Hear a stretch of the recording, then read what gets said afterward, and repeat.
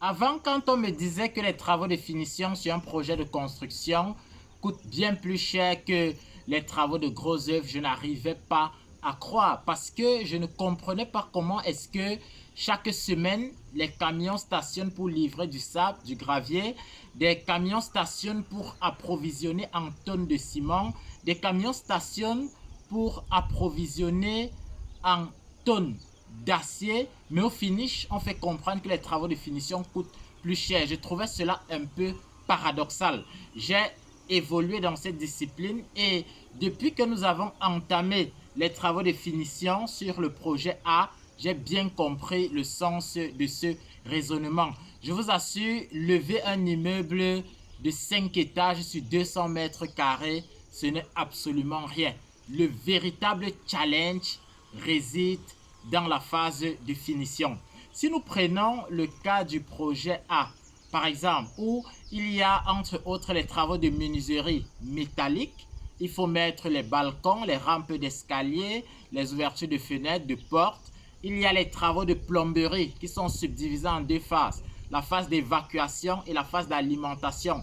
Quand on parle même d'évacuation, il y a l'évacuation intérieure, on ramasse, il y a l'évacuation extérieure où on prend pour acheminer vers la fosse septique. Quand on finit avec la plomberie, évacuation, alimentation, on n'a même pas encore parlé des pauses de sanitaire, WC et tout ce qui peut aller avec. Vous avez la phase d'électricité où vous aurez la tuyauterie, il faut saigner les murs, faire passer les gaines. Vous aurez le câblage, il faut tirer les câbles. Ensuite, vous aurez l'installation des différents appareillages, les luminaires, les ampoules et tout le reste. Quand on finit, on a les travaux de menuiserie bois où il faut faire les cadres de porte, les cadres d'armoires dans les cuisines, où il faut également faire les lambris ou bien d'autres types de matériaux. Il faut aussi faire les placards. Si vous prenez seulement les devis de placards pour un projet de R+2 où vous avez 4 chambres par étage, je prends notre projet, vous avez un appartement de 2 chambres, 2 studios, une chambre, ça fait 4 chambres. Vous vous retrouvez avec un devis d'un peu plus de 2 millions uniquement pour les placards.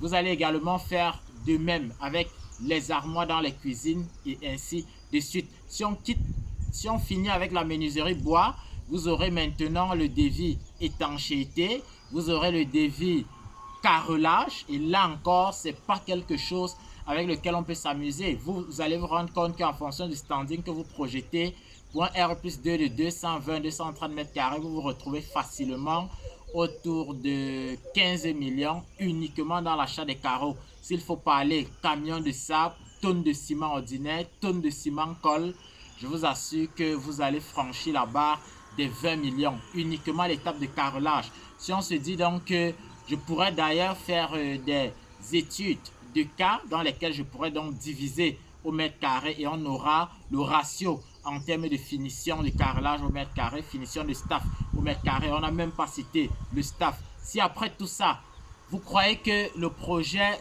que vous pouvez un peu souffler, parce que la peinture ce n'est pas grand chose, vous tombez sur un devis et vous allez vous rendre compte que là aussi ce n'est pas évident. En fonction de la qualité de la peinture que vous souhaitez, vous pouvez facilement franchir la barre de 5 millions. On n'a même pas parlé des vitres aluminium, on n'a même pas parlé de d'autres petits détails parce que ça ne manque jamais. Si vous avez dans votre projet de R+3, R+4, parfois je vous assure, il est préférable de laisser le gros cœur. Parce que quand on commence son projet, on a son 90-100 millions posé, on veut oser, on croit que on peut aller, ça ira. Et donc, on se dit, on projette R+3. En fin de compte, on finit le bâtiment, on le tôle, mais dès qu'on reçoit les différents devis, on commence donc à biaiser la qualité des finitions.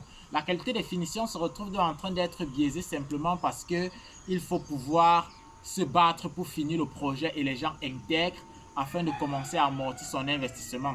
Sauf que si vous prenez du bois qui n'est pas d'une bonne essence, après 5 ans, 4 ans, vous allez vous retrouver en train de changer toutes les portes sur le projet. Si vous mettez des carreaux de qualité médiocre, après 6 ans, vous n'allez plus trouver des locataires à la hauteur de votre investissement. Résultat de cause, vous vous retrouvez avec un projet que vous vous êtes prêt à abandonner. Maintenant, si vous voulez continuer d'un standing intéressant, vous allez constater que vous êtes épuisé financièrement. Qu'est-ce qu'il faut faire? Ça devient difficile. Mon conseil est donc de planifier le projet et de le visualiser dans son entièreté. Prenez toujours la peine, avant de lancer le projet, d'avoir non seulement le devis gros œuvre, mais d'avoir un estimatif de chacun des corps d'état qui entrera dans la phase de finition. Avant de poser le moindre parpaing, visualisez totalement votre projet. Sinon, les 100 millions que vous avez ne vont pas toujours suffire pour mener le projet jusqu'au bout. Ça fait que si vous vouliez faire un R+4, par exemple, pourquoi ne pas faire un R+3 si vous vous rendez compte que financièrement, ça va déranger? Le plus dur n'est donc pas le gros œuvre, mais les travaux de finition. Merci.